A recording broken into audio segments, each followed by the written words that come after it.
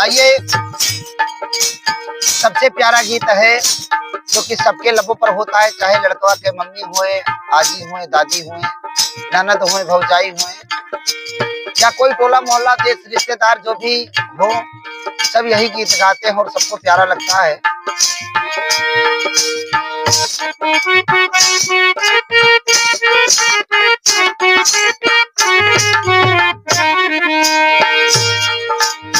जुग जुगा जीवन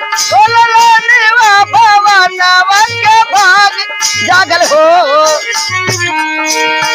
ये ललना लाली हुई है, ललना लाली हुई है, फुलवा के दीपक मनवा में आग लगल हो। ललना लाल हुई है, फुलवा के दीपक मनवा में आग लगे हो।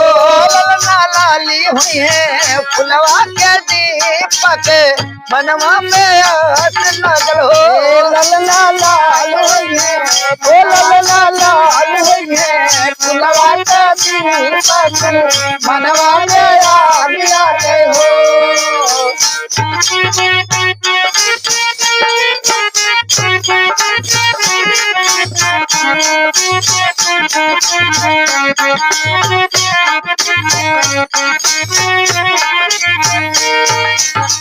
सासू सुहागिन बड़ी भागिन अनधन लुटावली हो।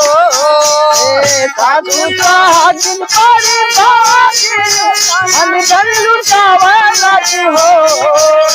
सासू सुहागिन बड़ी भागिन अनधन लुटावली हो। ये रामा बहू हर के, रामा बहू हर के, होरिला जाना माले होरिलवा पाड़ा सुंदर लालनवा पाड़ा सुंदर हो। रामा बहुर के चलने होरिलवा पाड़ा सुंदर हो, रामा बहू हर के, ये रामा तो ही आके होरिला जाना माले हो लो पाड़ा सुंदर लालनवा पाड़ा सुंदर हो। रामा बहुर के चलने लालनवा पाड़ा सुंदर हो, सुंदर हो।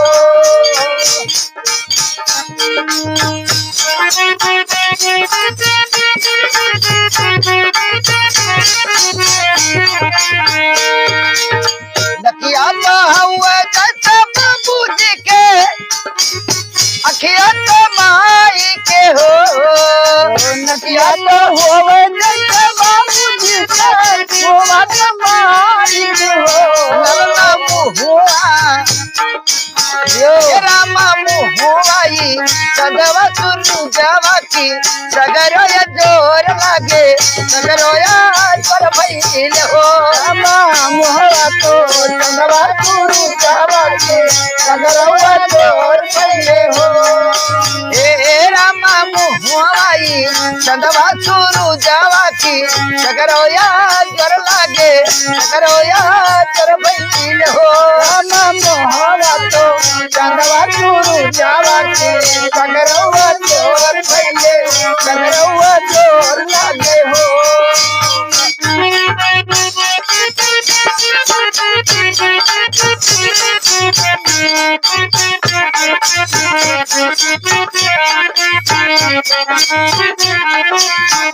ललना लाली हुई है, फुलवा के दीपक मनवा में आस लागल हो।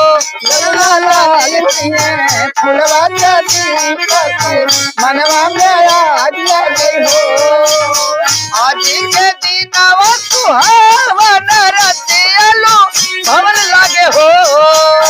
आज के दिनवा सुहावनी रतियल भवन लागे हो। हे रामा भौजी के, ये रामा मलकी के, होरिला जनम होरिलवा बड़ा सुंदर लालनवा बड़ा सुंदर हो। रामा लक्ष्मी के चल में ललना पर सुंदर हो।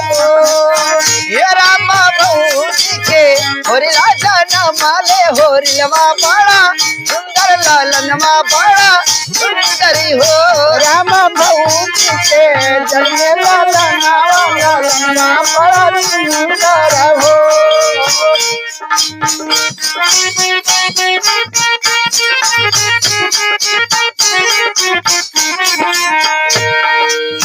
हसहस गावली ननदी आयर लालन खेलावली हो। अरे हंसी गावे ललना ललना खेलावत हो।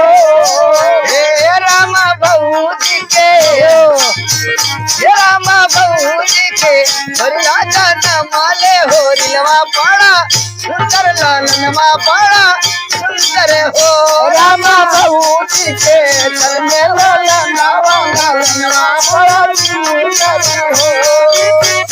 राम भौजी के जल में ललनावा ललना बड़ा सुंदर हो। हे राम भौजी के बरिया जनमाले हो। रिलवा बड़ा सुंदर लालनमा बड़ा सुंदर हो।